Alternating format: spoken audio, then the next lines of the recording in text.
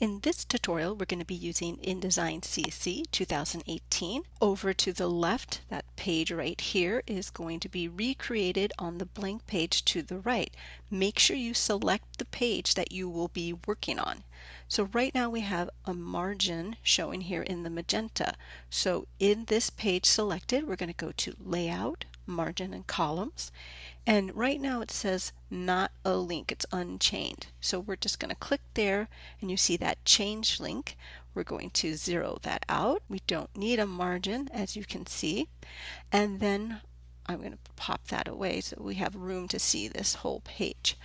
So let's start off bringing in the image. This image we created in Photoshop and it's saved as a PNG. We can bring it in by going to File, Place, but at that point you don't know how large that's going to be viewed wise coming in. So let's use a frame, a rectangle frame, to contain the image. So that'll help us to contain it and then resize it from that point. So with this frame rectangle that I have selected, I'm going to File, Place, and right here you always want to make sure everything is in a folder contained. So anything that goes inside the InDesign needs to be in that same folder. So we're having a link relationship, everything's linked. I'm going to find that file and automatically it's placed in that frame. So the frame right now is highlighted, but if I want to just adjust the image inside the frame, when I click on the image inside the frame, that brown bounding box is controlling basically for the size of the image only. So I can scale the image to whatever I need it to be, but as you can see that it's getting cut off. That's because the window, the frame, acts like a window, and I need to also make that larger as well. So you always want, depending what you're looking for or need, is the frame is always going to be slightly larger than the actual image that's inside if you want to see the whole image. It really depends. You can always select the frame and then right click and go to fitting and say you want to fit content proportionally. So if you do that, it will size it proportionally inside the width of the actual frame. Now I'm ready to scale this smaller. I want to scale the frame and the content at the same time. I'm going to hold down Shift and Command, and now when I scale, it will resize the frame and the image inside the frame at the same time. So again, you need to hold down Shift and Command in order to do that. So right now I'm going to scale this so it's pretty much close to the edge and it's at the bottom of the page. The next step to do, lock that so anything I do now won't interfere. So that's selected. You can do the short command, which is Command L for lock. Now I'm going to make four separate text boxes. I'm going to the Type tool. I'm going to select my font. We're using Arial right here, and we're just going to do a bold. Now right now I'm going to not mess with the size of the font. I'm going to click and drag a text box, and I'm going to use all caps and type the first word. What we need to have now done is I have the text box selected when I use the selection tool. I'm going to now change this to be the type control panel. So now click on the type tool once. This brings up the type tool control panel. The A stands basically in changes the font, the size, whatever you need.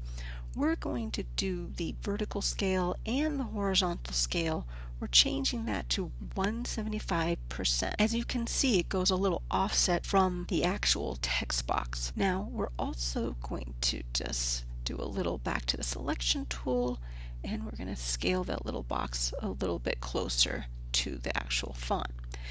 Now we're going to make another text box, draw it out, start typing your words, all caps, and again, you could highlight as an option, right? While I'm in the type tool, I can still make those changes, and that will also change everything while I highlight it in the type box. And then here's another way. We're going to type the next word, and then I'm going to type the other one, and maybe I want to select both of those two separate text boxes. Now when I select both of those using the selection tool, I'm going to go to the type tool, and then automatically at the same time both of them are going to change with the vertical scale at 175 and the horizontal scale at 175. Now the text box needs to kind of like a handle, so you want it where it's, you know, right around where you can grab it and move things around. You don't want it too big and not too small. When I say too small, look at that.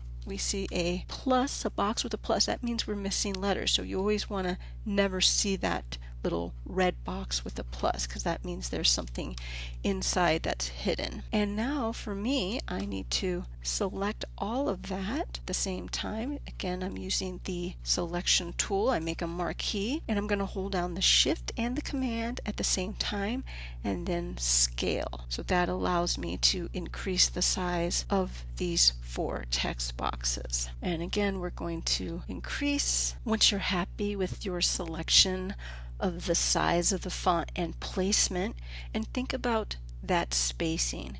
So in one way to help make sure everything's nicely precise, I went to view and go to the show document grid, and that allowed me to really align things exactly and make sure there's even spacing between all of that. Now I'm going to go back to view and go to hide document grid. Now once you have these independent text box, we need to no longer make that into a font. We need to convert that to path, to outline. So select your text boxes. We're going to type menu, and then we're going to create outline. Now it's no longer an actual font. You can see the anchor points. This is just a T-shaped path, an H-shaped path, and an E-shaped path. Those together make a compound path. It's sort of grouped and create into one path, acts like one. So now for this type of look, we're going to select that, and we're going to, within the control panel, change that to a white. I'm just going to use the paper default, and within the control panel we have this drop shadow, so I'm just going to add a drop shadow to there, and then right there now it's all complete. I would also recommend to group that, and then when you're in your layers panel you can name that as your grouped text. We're done with that part. So again, we want to lock that so we don't interfere or move it accidentally, and I'm going to go right to here. These little pig tracks, that's what we called it in class, I'm going to manually make that using the actual pencil tool. Now when it comes to the color, how can I match the exact color here from my image? So there's plenty ways of doing that. One way, you can open up your original file in Photoshop and then look to see what this CMYK value is. One way we can do it here in InDesign is inside the eyedropper. I'm going to go to the color theme tool.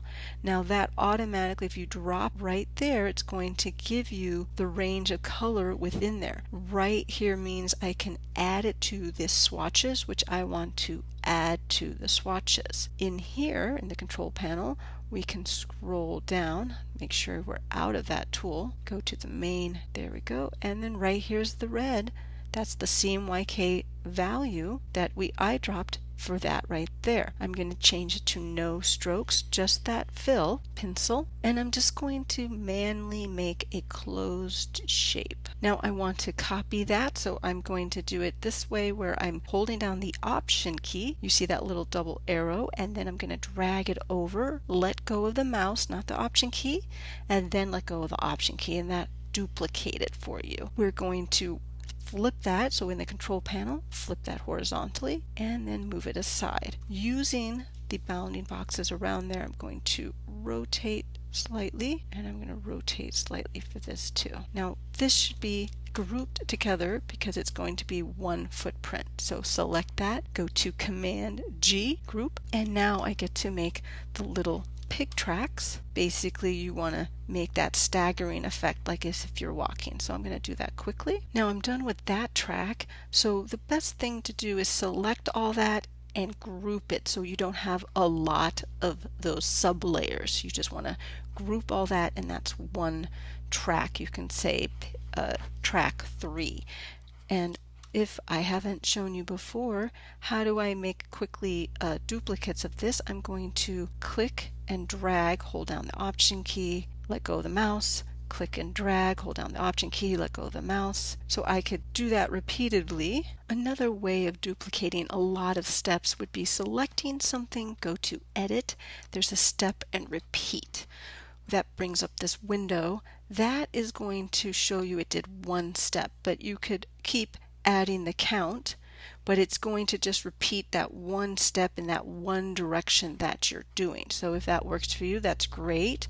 Then you can just manually move everything to where you actually want it to go. Now I've completed making these right here, the little steps. I'm going to again select all of that for that one area and Command G group it, and then in my layers I'm going to name that track 2, and then I'm going to select all of them over on this side, group it, Command G, and call it track 1. So then that's easily to control. The tracks need to be below the font. We can either select the tracks and then we could arrange it, send to backward. So you want to send it backward. You can send it to the very back if that's what you want, which means if there was more in between, it would go all the way to the back, or you can make it to that one step backward. You can go through the object menu, or we can just select it and then right click and go to arrange, send back. So make sure in the layer panel that this whole page is in one layer. So we named it cover, and we put everything to make that page called cover, and so you could easily turn on and off. Every time you're going to start a new page, we made sure we created a new layer just for that one page. So that's very important to do that, so it'll help you manage everything and don't have things mixed up.